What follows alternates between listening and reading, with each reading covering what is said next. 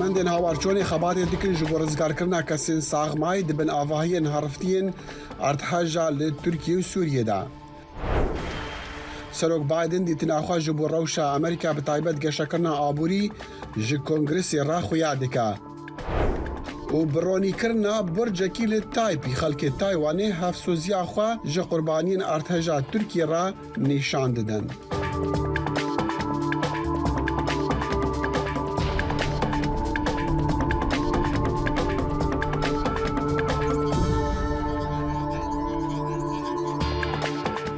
دم باش بخير هاتن برنامج كورت كونكشن جدنجي أمريكا لواشنطن هذا جمير حفتي سبيدا رجع چهارشنبه داخل شمو هيفيا دمن خوش جوارا دكا کار جبو رزگار کرنا کسین ساغمایی ده بن آواهین حرفتی دا جبر ارتحاجا رجع دوشنبه لترکیه و سوریه جی به راوستاندن لباجاری غازی انتابه و کاچندین باجارین دی ین راستی ویران کرنه هاتین خباتکارین رزگار کرنه لکسین ساغمایی دیگرن دو روزان یعنی دو روزن داوی حولین رزگار کرنه ین دراماتیک بردوام دبن دوان حولان دا زاروکن پچوک جبن آواهیان هاتنا درخستن پیتر جه سه دا مجمران جه ارتحاجا یکیا بریسپیده روژا دوشنبه لهمان دمای جی نارازی بون لسر هولدان لسر خوین رزگار کرنه لهنک دورین دی هر بردوامن لگورا هنک جدارین حکمت جماعه مریان لترکیه و لسوریه ج 7700 کسان درباز بویو تی پیش بینی کرن کو جماعه هشتا زیادتر بلند بباتی من لگریان و رزگار کرنی ین زیادتری 20 ولاتین جهان تفلی زیادتری 24000 کارمندین روشا آوارتین ترک دبن سلوکی ترکیه رجب طیب اردوغان راگهاند کوجه 85 میلیون ولاتین ترکیه 13 میلیون جوانا راستی زیانا ارتحاجی بونا لده پارێزگەهان کو روشا آوارتا لی هاتیار راگهاندن زیادتری زیادتر جه 8000 کسان جل ترکیه جبن آواهین هرفتی هاتنا درخستنو نزیکی 380,000 خوا سپارتیا حوانگهین حکمتی لباجاره سامسوری 47 دمجمران پشتی ارتجی کارمندان د ساعت سری صبح ایرو چهارشنبه دا و د هولکا دراماتیک رزگار کرنه دا دایکک و کروی رزگار کرنه د دیمانین کجا عالی آژانس نوچیان ایهای و هاتن واشاندن تیدا دیار دبن کو محمد تانیک 3 سالی و دایکاوی فاطمه یا 38 سالی جبن کاولی آواهی آپارتمان وان هاتن درخستن لسوریه جی هولدانین رزگار کرنه لسر خانه لوان دورین کو جبر شر نافخوی 12 سالی کریزا پنابران جی ویران او دور ویران کریه او دیمانین ام دبینن دیمانین درخستنا وی زاروکی و دایکاوی نه کو سامسوری بردوان بو سحاریا ایرو چهارشنبه پشتی دو روزان جه ارتحاجی هاتنا رزگار کرن. پامیر دنگی امریکا خجان فارقین ده لسانسوری بو و دورن دورو بر جیبو کو لور خلق گازنده دکن جبر هولین لسرخوا و جبر کو آلیکاری لدمی پیتیوی نا گهاوان ام و راپورتی تماشا بکن. اردهیجا کو ناونداوی بازارچخ و البیستانا مراشه بو لده باجاران بو سدما ویرانی اکمزن یا کجر پشتی 34 ساعت لسر اردهیجین ویرانکار درباز بو ما وقت دنگ امریکا خوی گیهاند سمسوره جبرکو لسر مدیای چه بحثا سمسوره نهاته کرن مجی نزانی بو کو امی راستی چی روکان ورن دیمنا کو پیشی املی راست هاتن هرس، ترس، خمگینی و تور رونشوان باجار سمسوره بو. هرس آوان جی کاربدستان ره جی حکمت ره بو. ام هر بکیرا آففین هواکا سمسور بیخودیه لسر دوی همیان بو. دا کتنا باجار جا آلیه نافچه یا کهتایه یا لسر یا بولوارا آتاتürk'e. خورتکو ناوی وی تهابو جدنگ امریکا ره گوت کو جخوا سرو بنه سمسوره اف بولوارا دريجه لسرمل راست دو آواهين كو بحيشت قاتينه بتواهي هلوشيانه كفچيك و چم خباتكار لسر كاولين آواهيه كبون كو هول ددان خزمي خوين دبن كاولان دا رزگار بکن حتی ایواری جی جبن کاولان دنگی هواران هاتیه لیشبکه پر سال جسر همیان درباز بویه لیوما هر کلیا کود بهوری جبوان مروان شر ماین و نماین بو جبو مروین کوج ادهیج رزگار بونه لگلک حسکرین وان هین دبن کاولان دمانه هیوی هر کود چکین بده جبر و یکیجی هر سوان جی قاسی حسکرنا وان زیده دبه دما بهیستون کو ام روزنامه وانن بردمه و هاتن و گوتن me bibihizin dengeme ragihinin ku em livir bexwedine devlet alikariye nişandiye derdeme ne xwarın ne betani ne av ne livine hedi bese em duxazın kepçe vinç u timin hava ragahandine u rızgar kirine verin ku em bav bra xuç u hizmin xwe xelas bikin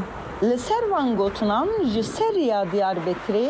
تیرک مزنهات او دسری ده کفچهک هبو همی خلکین لدور آواهین روخاندی بازدان پیش کامیونی او او راوستاندن جا آجوتوان خستن تو کفچه لور داخینه او لآواهی دندجی دست بکولانه بکه Ajotvan ne çarma u kefçe daxist. Demek ki şunda otomobilek cendermayan jî hate rawestandın. Jiboku cenderme leşkere nunere devleteye.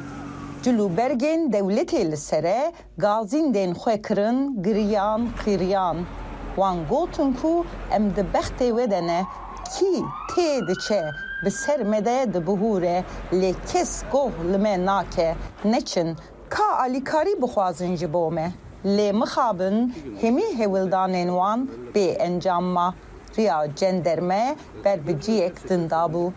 ji bo xecîcan farkên özlem yasak dengê Amerîka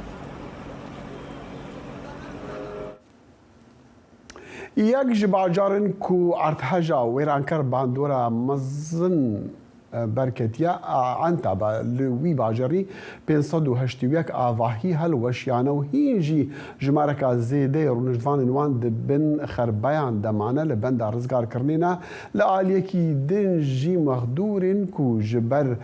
matirsiya artêşên dî dervemane li benda alîkariyên mirovanî ne. Ji wir Arif Aslan ev raport gihandiye. لگور کاربدستن دولت پیشت ارتجا ویرانکار یا مرشه لباجار انتبه 581 آواهی هلوشیانه و هری کم 468 کسان جان خوش دستایه. جوه اپارتمان روژا دسپیکی دو کس ساخ جهاتن رزگار کرن. لیرونشوان دبیجین کو دناواوی آواهی دا 16 مالبات هبون. او مالبات جی لبر خرابین آواهیان سکینینه و هیوی دیکن کو خزمین وان ساخ رزگار بن. Abim var. برای من او هفجناوی نهاد دبن خرابیان دانه.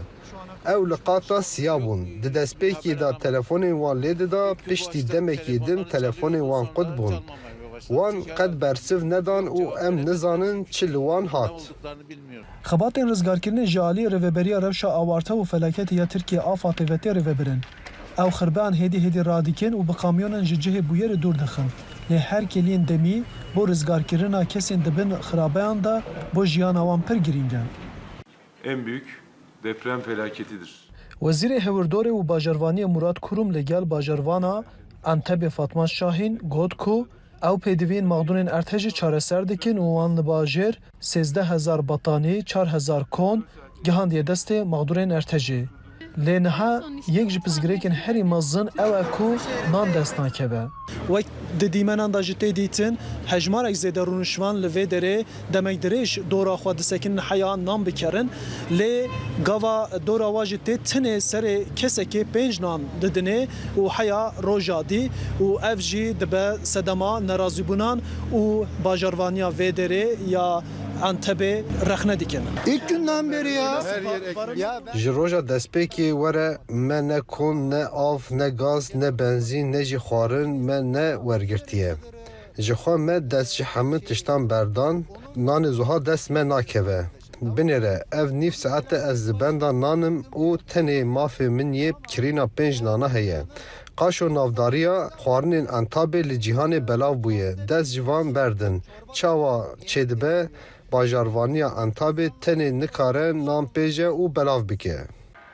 Piraniya rûnişvanan ji ber metirsiya erdhejan neçar dimînin ku şevên zivistanê di nava otomobîlên xwe da derbas bikin. Ji ber wê li ber îstasyonên sotomeniyê hejmarek otomobîl dibin rêz. Piraniya caran benzîn an ji mazot têra naket û otomobîl bê sotomenî dimînin û ew bi rûbirûya sarmaya zivistanê dimînin. Arif Aslan, Dengê Amerîka, Antep. Di pêra Arif Aslan ji Entebê beref bajarokî îslahiya birêketiya û niha ew bi diyara gerek bû ku bi me rabitin lê diyara negihaya me. Rewşa xirab a xelkê ku rastî erdhejê bûne li gelek deveran bûye sedemê nerazîbûnan ji ber bersiva li serxweya ajansên alîkariyan.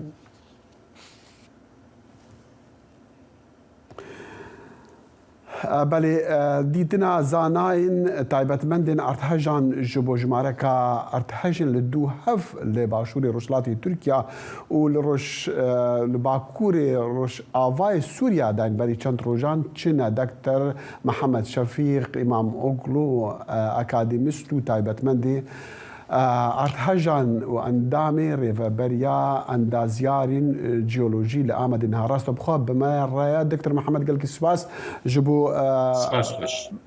bo beşdariyeta bi me ra li vî demê bi zehmet li bajarê wekû derbas dibe min dixwest em bizanin berî her tiştî bi kurtî yanî ji rûyê zanistî ve ev ji mara ku qurbaniya ji erdhejê derketiye tu çawa dinirxînî û pêşbînî çi ye ku ev ji mar bigeha çendan? Em vênakê dibînin got ev erdheja henekê erdhejeke herê mezin bû di Tirkiyeyê di 1939 de li Erzincanê erdhejeke vî mixamî zêde wiha mezin çêbû li gorî hinek zanista li gorî hinek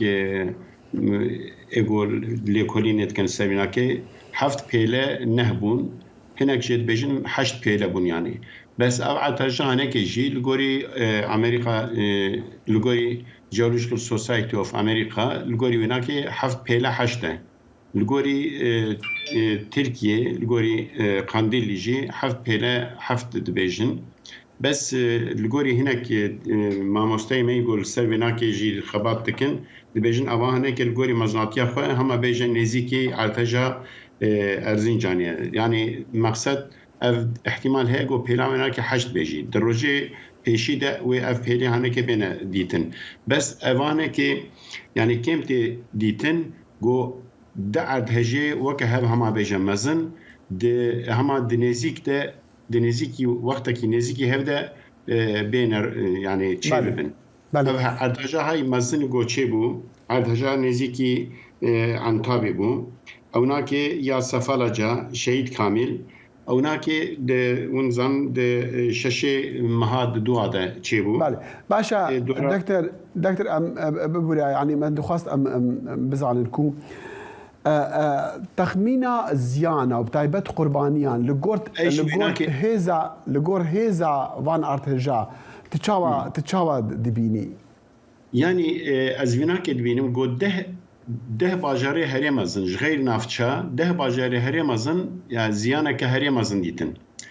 Hesab bike li Amedê jî zêdeyî 20 apartmana zêdeyî 20 mal hilweşan û hinek mala de nêzîkî gundekî hema bêje insan tê de hebûn zêde yani insan hebûn. Ji ber wî qasî vêga hê kavel jî dihala nehatine rakirin û ji ber got zerarekî mezin e ji wî qasî yani devlet û insanê got alîkar hemî bi çi imkanê wa heye bê yani didine şanîtin ama dîsa jî em nikarin vêga bêjin ji ber got ewkeke zêde جبرگو جهكي زيادة كتير بن باشا دكتور محمد ما تخواست امنكار راس بيجن هفقاس اما الجوري فيجا وند بينن هروج قرباني زيادة دبن يعني حتى دكتور امنكار منك تهم بيجن دكتور ما تخواست از بزانم يعني قالك خلق دترسن كو ديسان ارتجا كدي تشيببا ولا درفا دمينن پیش بینیاوی چندی تیکرن جروی يعني وکو دزگاهک زانستی وکو تو تایبەتمەند بله يعني ابعث شاي مثلا تشيبو لغوري حفت بيله حفت انج امبيجن حفت بيله حشت لغوري ويناكي ارتجا جو بيشتي ويناكي ورنا تشيبو بن سروي جهه ارتجي درجه كيمي ويناكي يعني شش بيله حفت دوره هما بيجي حفتا يعني احتمال هيجو بويم قامي تشيبن ارتجي باشك اما او ارتجي هما بيجي هر يكي جبر مزناتي اخو وك ارتجي كي دي بي او كرن جو قاسي انسان جو مالي واناكي خرابو بن قلش كتبنا مالي واناكي ده غيرك حتى جو دلال او مال ني كنترول كرن نكبنا وآبايا باشا دكتور جيبوكو زرارة ارتجي كيم ببا لباشا روجي اگر هبا اگر خدي نكب شي من هالبتاع دبي يخلق شي بك جبو زرارة اوي كيم با جبو زرارة ويناكي كيم بيجريك يعني فيجا اف شتشتي مالي جو زرار ديتن شخوزي ديتنه يعني ابناك يجي اف عردي اف عدهجي باشك حتى صالك يجي احتمال هيجو بردوام يمكن او اما و زماني وناك كيم بن يعني و زمان دنام ده دو دريج بي و درجه واجي كيم بي اما احتمال هيجو جرنا نزيكي درجه نزيكي و عدهجي مزن تشيب بي جو خاصي gerek مالی خو بچم قامی بلن يعني مالی خو بدنا کنترل کردن جعالی دولت جهنک او کنه يعني بوم قامی و قال لحمی مالا دنيرن كاكي جمال چخاص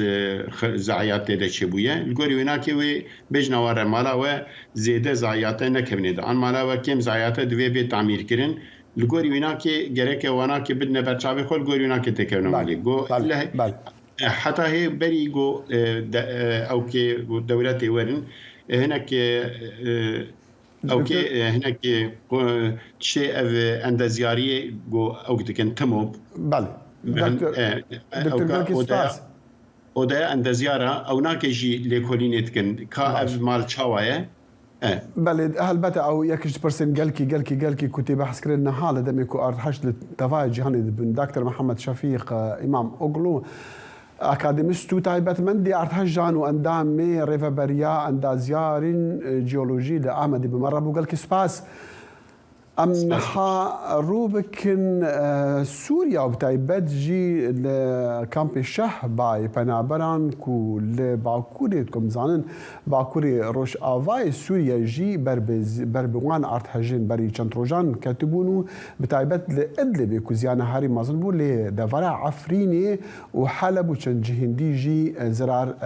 غاشتبو وان دفران جبر وين ارتحجين ها باميرا دنجي امريكا نوروز رشو بمره جبو ام بزانن كاتشل واندرا تشي دي بنوروز تشتي داوي هاي لسر مسألة هم هولين رزقار كرني هولين آليكاريان و زيانين كو ارتجي جهاندي نوان دفران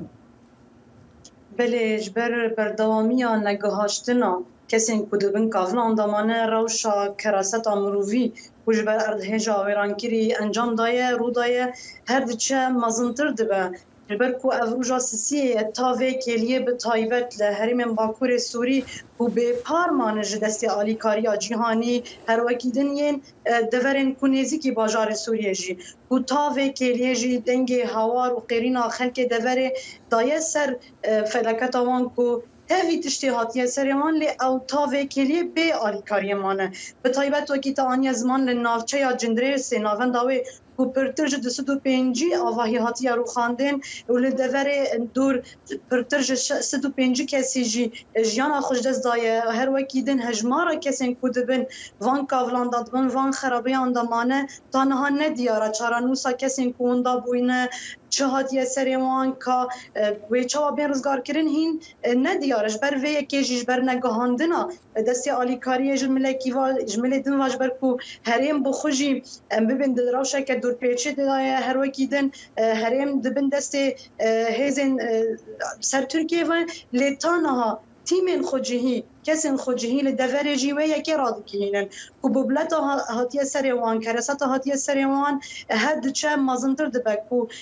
گله کسین که محول دایم تکفن تکلیه بارا راد کهینن مروفین وان دبن کافلان دامانه هوارا وان قیرین وان دگهیج وان لی او دشتك جدسي وان نايج بلي بدستي خو هول ددن وان كافلان رابكن هنك تيمن اليكاري ين خوجهي كل عفريني هنا او هول ددن لي هول دانين وانجي وكي كو او دبيجن تيري ناكن كو فان كافلين كو قالك برفره هرما كروبارا كمازنج نافشيا جندريسي روخانديا بخرا في عرض هيجي نكارم بك هيجن همو آواهین کو هاتنا رو خواندن جبر ویجی هوارا خلک دوره کو هینا جدسی آلیکاری بانگاوی دیکن کو بگه جوان کو واروشا کو تانها او هینا لکیلکا کسین کو مندا کرنه کسین کو جانا خوش دزدانه نزانه راشا کسین کو بن کاولا دمانه چیه دخوازن جبور ازگار کرنا وان دسی آلیکاری درجی وان ببه هر وکیدن به هزارن کسین کو جمالن خواه پشتی ویرا و شید درکتن مالن کو خرابونه ده انجام عرض هجدا لچولان نافزوین زیتونان دورکی کو دشت دورکی کو اوجی هنا مترسی سروی هيا هگر کو ده هجن دنجی رو بدن جارك دن آواهين کو زرار دیتنش خوش بر صدمن کو اف دورا جندريسي بر راستي تو بارانا دم شهر سر ترکیه دا هر وکی دن کو هرم کدشت و آخه که نرمه آخه که کو بی صدم آواهين چنتاقی لوی دوری هلوشن و گل بیان چه ببن هر وکی دن نتنه لدورسی لدورن باکور سوری و تایبت باکور جاوای سوری دنگو هوارن کو گهاندنا آلیکاری کسین کو نها رزگار کری و هر وقت دیدن کسین کو هین ندیاره روشوان چیه دبن کابلان دا دومه گلک غمگینه نوروز گلک سپاس بو وان آگهین کتو تداین من جوی هریمی کو گلک دنگو باسی نوی هریمی هلبت ناگهن جهانی وکا چاوت دنگو باس جی ترکیه دیگه نوروز رشو پیامیر دنگی امریکا یا عفرینی کوجی کمپی شهبای پنا برا بمربو سپاس سپاس بواجی تی راگهاندن که حکومت ترکیه کاری روزنامه‌وانان آستان دکل دم روما لا ارتهجی برصفه حکومت جرا و جمارین قربانیان هنک لایان دی بیجن جبروان صدمان چند روزنامه‌وان هاتنا بن چاف کردن دنیز تکین روزنامه‌وانی سر بخواج آمد نهار راست و خواب مراج بوز ام بزن راستیا وان نوچان چیا که دنیز سپاس جبو دمیوا یعنی راست روزنامه‌وان تین بن چاف کردن دیاره که دنیز دم باش بله ام تا بینن اگر کامیراتا وصابه تو دیکاری برصفی بدی فرمو بله على بشي على بجاردني روزنامه‌گر باری پر بن زور دستی در فتره بکاری خوب پیکاتین لمخابن کاری روزنامه‌گری آزاد اوی چاپانی دیجی اکترا آکپنه رایدارین devleti o hezin evlakari bu alvan nailin vanci nüçab şopinin bike dümen bikşinin ve ne bikin naxazın an dert dert var dinun nasnama ve fermi ali ne jbuna vişi van rozamegeri ki dici iktidar AKP'ne evet ki masiven ve ki dinin wan راستی ناکن که دنیز ام دخوازم مثال که چما حکومت وانا آستان دکا هر جبر هندی کوان ناس نمتنا يعني صدمندی انا بتعبتي جي مثلا عندنا زانياريان مثلا كو او بجهنا جهن كوان دفين بجهني مثلا آگاهی لسر حول رزگار کرنی يعني صدم چنا كو حکومت کاروان آستان دکا ونزانن و پشتی زلزله پر ضعف که ماسیو حکمت AKP بو هزیم فرمی کاری خود پر راست ناینجی راستی وان چاپمن اینکی نوچگانجی وان که ماسیان وان سینه خوش نشی گلدن نوچی دکن جبوناویجی رایدارن AKP و دولتی جویا پر گرش rahatsız bin. İş buna vici tek ekivançiye, riyavançiye van rojname gara karivan kutke, jwana derfet terke, karivan aslan ke ne kadar ki rasti o tişi rasti verin holi bira gelvine. İş buna vi zırtı zodari serçepemen yetkin. بله برز دنیز تکین روزنامه‌وان سربخواج احمد راسخوب مبول سبارت آستان کرنا کو روزنامه‌وان راستیوانات بنگل که سپاس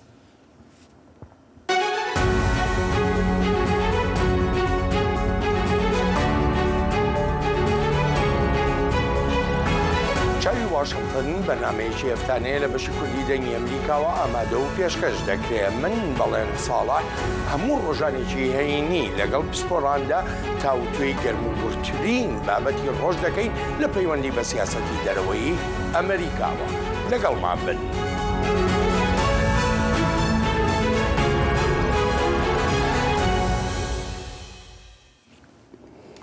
باج و پرسندنین آبوری ناوروکی گوتارا روشا یک گرتنا اجتماعیه امریکا بو شویدی یا کو سلوک جو بایدن جو کنگرسی را دای وک بشک جه هولدانا وی جنوگ شکر جه نوگا شکرنا آبوری هری مزنی جیهانی را پرانیا گوتارا بایدن هاندانا کوماریان بوجو بوکاری به هفرا لدمکو او دوام گوتارا ویا روشا یک گرتیا نشتیمانی بو لی کنگرسا نو بپرانیا نیاری نویین کوماریا وی داخوازا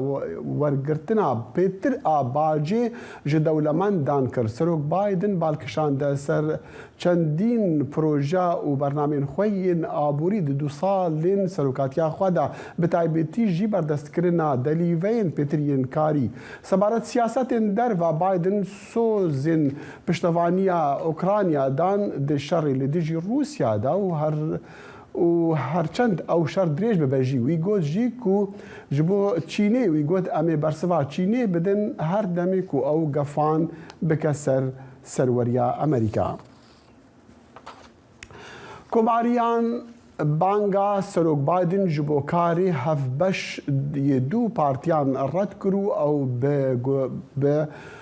گورکروی او به گورکرنا شرین چاندی لولاتی کو او دی بیژن پر دابشکریا تاوان بارکر سارا حاکبی ساندرز فرماندارا آرکانسا کو دمکی سکرتیرا چاپمنی یا بریوبریا سروک ترامپ بو ده برسوا خویا کوماریان دا دیتنا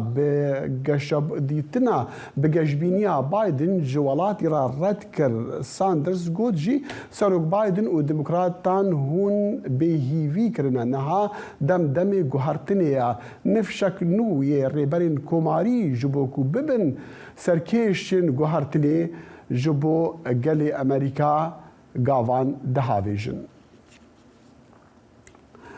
جبو هناك شروفا كرنان سرنا بروكي قوتارا سروق جو بايدن يا بنافي روشا يقرتنا اجتماعي كو هر سال فان دمان بيشكيشي كونغرسي امريكي ديكا امي فان داريا بريزان دكتور كرماج جوندي سروكي باشي پروردي لزان كويا تينيسي ستيت وهر وصا دكتور صلاح الدين احمد بروفيسور ليونيون كولج لنيويوركي هردو راسخوا بمرنا بياني باش سباس بوكاتي جنابتان دكتور كرماج لايتو دسبي بكم يعني بقشتي بايدن تواني او يعني وكبلين بوچونی امریکی کان بگوره لسر کاری خوی او دو ساله که جمالکی زوری خلق لی رازینین گوتارکی پرزیدنت بایدن بە شێوەکی گشتی گوتارێکی زۆر هەمەگیر بوو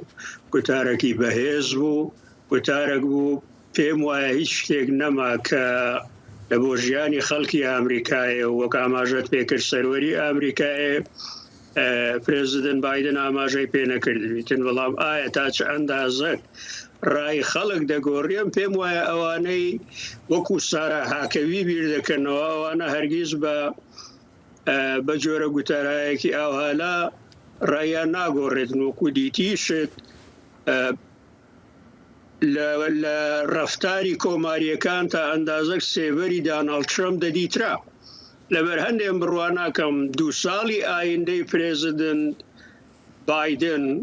و ئاسانتر بی وەک لەو 2 ساڵی ڕابردوو کە کۆنگرێکە بە خانەی جواکی نوێنەرانیشیان لەدەست بوو. دکتۆر سەلاح الدین ینی دەزانین کە وتارەکەی بایدن هەوڵێک بوو ئەوەی کە گەڕانەوەی متمانەی ئەمریکیەکان بە تایبەتیش ژمارێکی زۆری ئەمریکا ڕێژەیەکی زۆری ئەمریکیەکان ڕازینی لەسەر کارەکانی ئایا سەرکەوتوو بوو لەم هەوڵەدا؟ بەڵێ ڕاستی ئەم وتارەی دوێنێ شەوی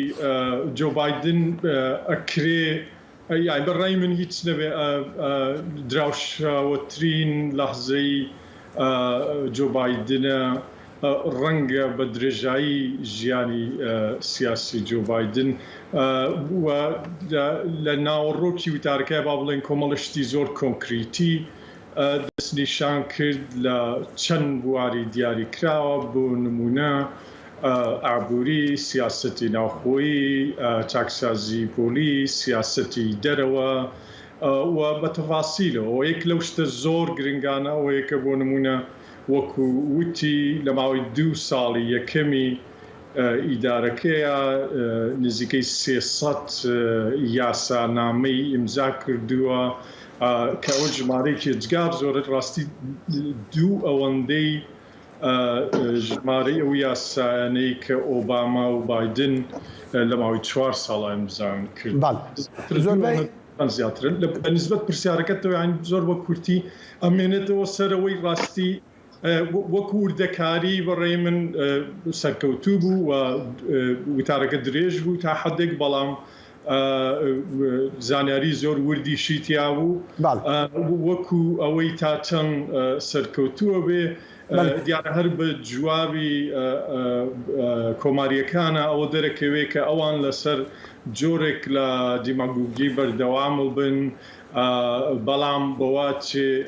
بایدن بەم قسانەی دوێنێ شەویا بێت هیدەک پۆلیسیەکانی بەرنامەکانی زۆر دیاریکراو زۆر کۆنکریت. دکتۆر کرماجی مە دەزانین یەکێک لە بەشێکی گرنگ لەسەر مەسلەی باج وەرگرتن و لەسەر دەوڵەمەندەکان وا کۆمەریەکان دژی ئەوانن تا چ ڕادەیەک کۆنگرس ئەتوانێ پرۆژەکانی بایدن لە ساڵی داهاتوودا پەسەند بکەن؟ بڕوا دەکەم وەگاماژەم پێکرد پرێزیدنت بایدن گرفتی دەبیتن چونکە یەک لە کاری سەرەکی کۆماریەکان ئەوەیە کە بە هەر جۆرێک بتوانن هەر دەرفەتێک بێتە پێشەوڵ بدەن گرفت لە بۆ بەرنامەکانی پرێزیدنت بایدن دروست بکەنەوە شتێکی ترادیسیۆنە لە سیاسەتی ئەمریکایە حزبی دەسەڵاتدار لە سەرای سپی هەمیشە گرفتی هەیە ئەگەر کۆنگرێز لە دەستی حیزبەکەی دیکەدا بیتن ئێستا کانێژ لەو 2 ساڵی ئایندە ئەوە سروشتی حکوومەتی ئەمریکایە دەبی بەلکی کۆنگرێس و سەرای سپی لەوەی کە ئاماژەت پێ کرد بازی لە 15 بخاتە لانی کەم لە 15 بخاتە سەر و کۆمپانیا گەورانە من پێم ئەوە گوتی شێوە شتێکە تەواوە گەڕانەوەی لە بۆ لە دوانیا من پێم وایە بە هەندێ عەدالەتێکی ئیجتیماعی تا ئەندازەیەک لە بۆ خەڵکی ئەمریکایە فراهەم دەکاتن چونکە ئاماژەی بەوە کرد ئەو کۆمپانیایانە لە ساڵی 2020 44 ملیارد دۆلاری سوود بردیە قازانجی کردیە بەبێ ئەوە 1 سنت کاتی حکوومەت بداتن من پێم وایە گەلێک شتی بە کورتی باس کرد بەڵام ئایا بەو وەزعی کە لە کۆنگرێسدایە چکە ئەو پرۆژانەی ئەو باسی کرد هەندێکیان پرۆژەگەلێکی گەورەنە و پارەیەکی زۆری دەوێتن ئایا خانەی جڤاکی کۆماریەکان ئەو یارمەتیی پرێزیدنت بایدن دەدەن بۆ جێبەجێکردنی ئەو پرۆژانە بۆیش داوا لە کۆنگرس دەکەوە بانگ لە کۆمەریەکان دەکە کە شەڕ بۆ شەڕ نەکەن یعنی ئەمە یەکی لە قسەکانی بوو بەڵام دکتۆر سەلاح الدین دەمویست بزانم بۆ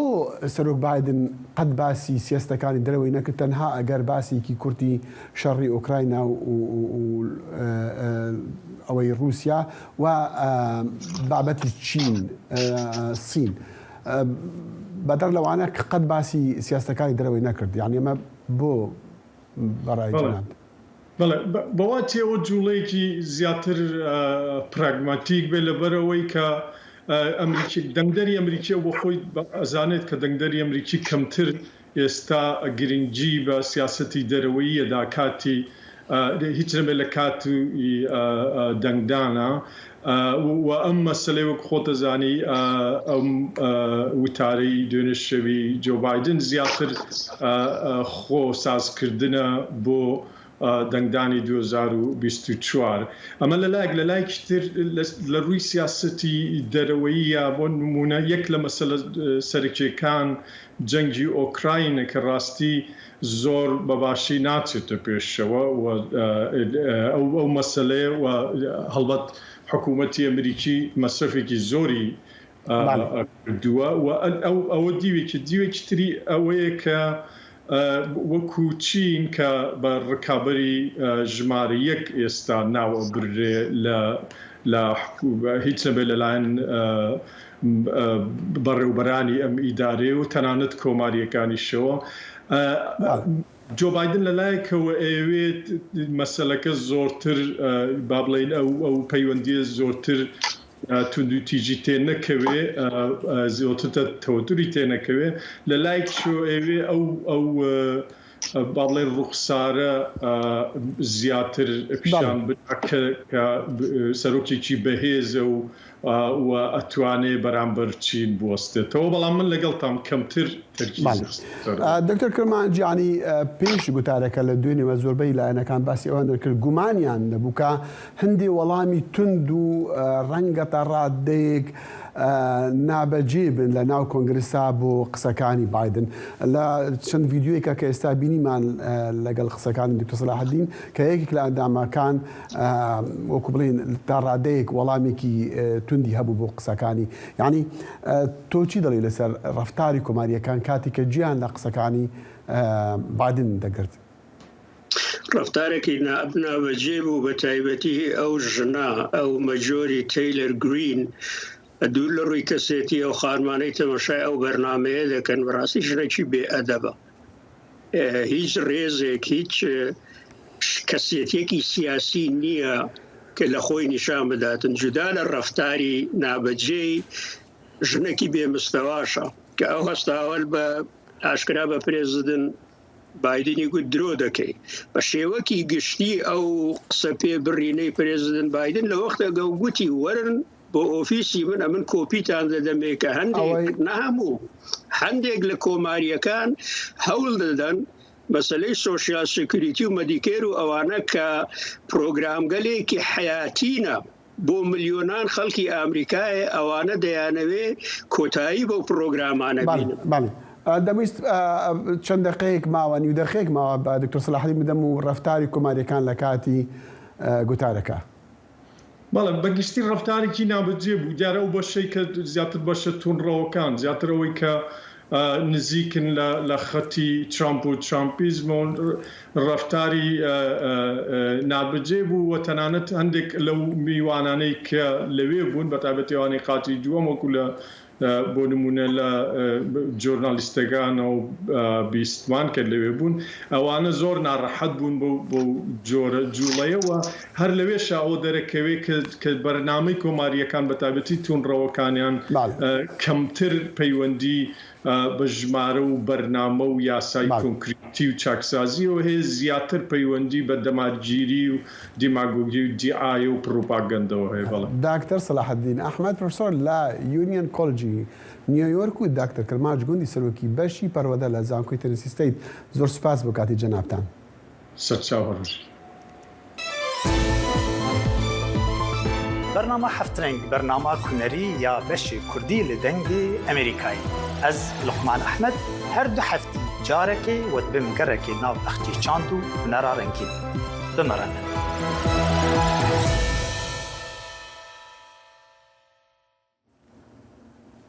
دو ڕۆژان پشتی ئارتهژیانە لە تورکیە لە پایتەختی تایوانی تایپی آواهی شرداری یا 101 قاتی برناهیان هات قملاندن جبو دیارکرن هفسوزیا تایوانیان جگلو قربانیان ارتهاجی لترکیا لسر وی آواهی به تایوانی هاتبو نویسین هفوکک هاتبو نویسین دبیجا کو جبو ترکیه دعا بکن به روناهیان هلبت هاتبو روناهیان رنگین هاتبو نویسین تایوان زیدتری 100 کارمندین آژانس آلیکاریان شادن ترکیه دا کو د خباتین رزگار کرنی و لگریان دا بجدار بن و سوز دایا کو 2 میلیون دلار جی آلیکاری جبوان هولان بدا ترکیه تیمین رزگار کرنی لفروخانه هاندا یا ژاپنی جهاد ندیتن کو ایوارا سیشم بوی بر به ترکیه را بریکتنا جبو آلیکاریا ارتهجی اوه دوامین تیما آلیکاریه ژاپنی تی شاندن یا یکم روژا دوشم بوی گهابو ترکیه تیم دوام ج55 اندامان پیک هاتیا کو 4 کوچیکین لگریانی یا سین لگریانی جی بوان رانه هاولین آلیکاریا قربانین وان ارتجان لگلک دوران و جهان و ولاتان تیکرن لهولیری جی سی سازین خیرخوازی این آلیکاریه رابطه هانا و بختوری هاولک هفبش دست بیکریه جبو گهاندنا آلیکارین مروفانی جی ترکیه را فهمین دنگی امریکا احمد زیباری جهولیری افراپورت گهاندیه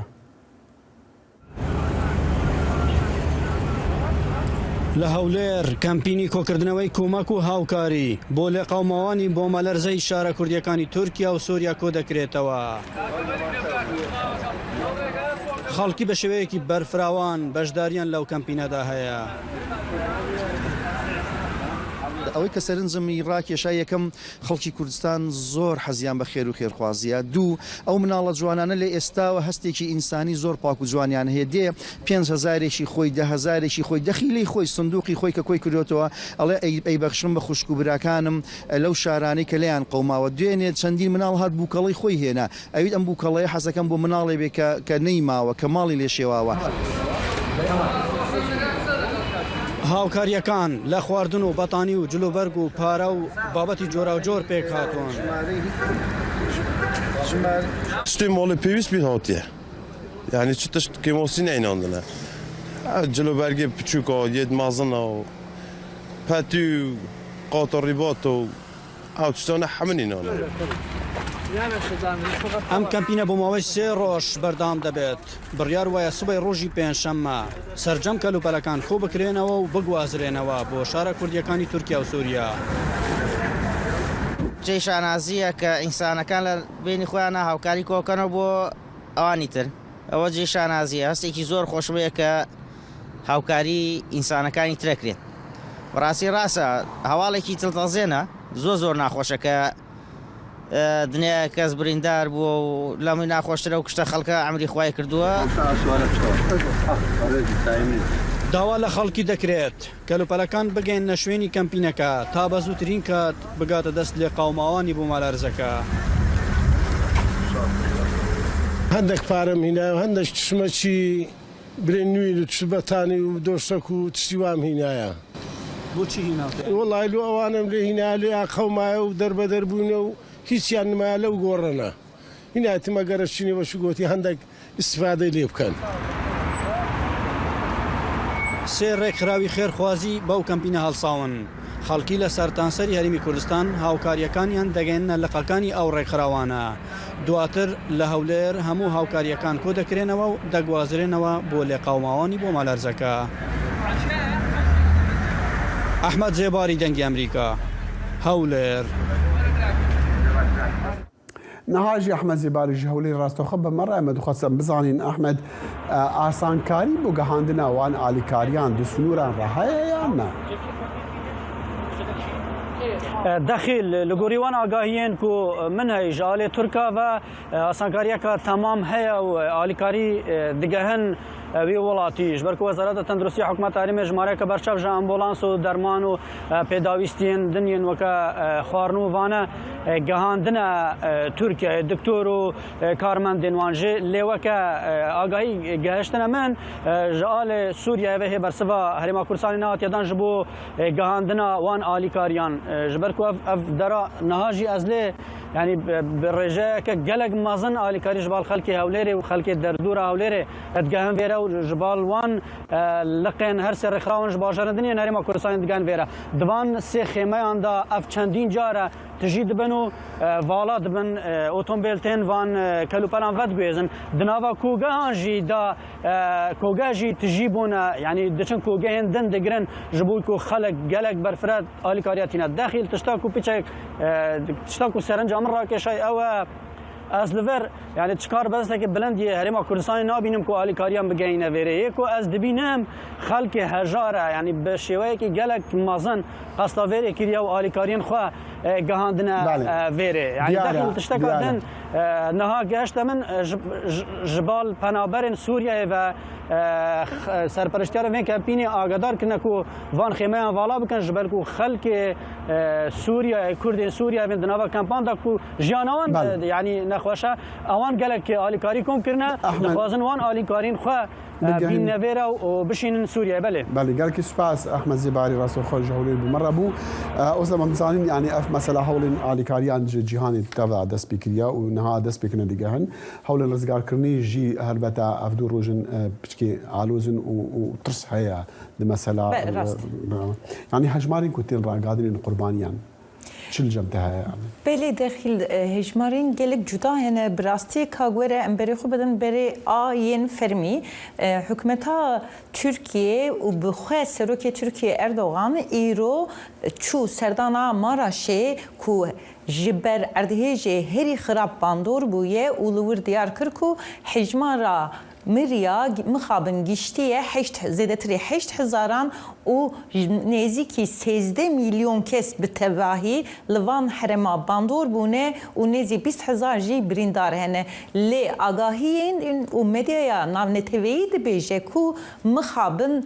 هجمارا مریان هری کم حشقاتویه لی او آگاهی نا به هلا چافکانین سر بخواه و هین نهاتنه چاف تشراس کرن بله اما دی دنگو بحثا نگالک ولاتن آلیکاری شاندنه لی امریکا تیمی وی از بارد کم گهانه تیمین آلیکاریا بله تیمین امریکی کو جو ویرجینیا فیرفکس درکتن ری ایرو هاترا گهاندن کو خو گهاندنه انقره و جورجی درکتنه بربم ماراشی USAID رغستنا سازیا فدرالیا حکومت امریکا یا جبو دروی راگاهند کو دوج 361 کس پسپور و تیمین خباتین رزگار کرنه به تیوی آلاوین هری پیشکتی گیشتنه و اویل تیولی خباتین رزگار کرنه ین لمراشی ببند پیشیه ده بله تیگوتن که هندک ولاتین وکا استرالیا بریتانیا هولندا دبیجن که ولاتین وان دارت هجی دا مرنا معنا بیان جیبه به سروشینن و نکارن خواب بگهینن وانا او پیام چی تشتد راسته؟ بله راسته داخلی حتی نها 12 ولاتان برداخویانین فرمی راگاهاندنه کو هجمارین جدا دا ولاتین وان لحرمین اردهیجی وندانه و وان نکاربیه خواه بگیهینن وان کسانا وکی وزیر دروی بریتانیا گوت کو ام نکارن خو بگیهینن 8 ولاتین بریتانی استرالیا دازانین کو وان خو نگیشتان دیه 12 ولاتین اوستریا یک ایتالی و گلک ولاتین دنجی يعني پیوندی بوان را قدر بساتا اوزم دیسان